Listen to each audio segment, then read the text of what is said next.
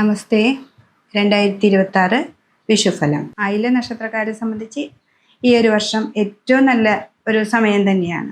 ഇപ്പോൾ ഒരു കഴിഞ്ഞൊരു വർഷം അവർക്ക് വ്യാഴം 12-ലായിട്ട് ഒക്കെ ഭയങ്കര എന്ത് കാര്യത്തിനും 10 പ്രാവശ്യം പോകണം, പിന്നെ അതുപോലെ സാമ്പത്തികമായിട്ട് എല്ലാത്തിനും ഒരു ബ്ലോക്ക് വരുന്നൊക്കെ ഒരു സമയമായിരുന്നു.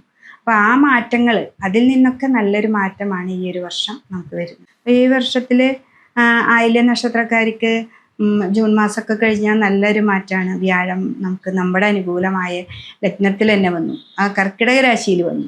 വ്യാഴത്തിന് ഏറ്റവും ഉച്ചരാശിയാണ് കർക്കിടകം. അപ്പോൾ അതുകൊണ്ട് തന്നെ ആയില്യ നക്ഷത്രക്കാർക്ക് പിന്നെ അതേപോലെ രോഗാവസ്ഥകൾക്ക് ഒരു മാറ്റമാണ്.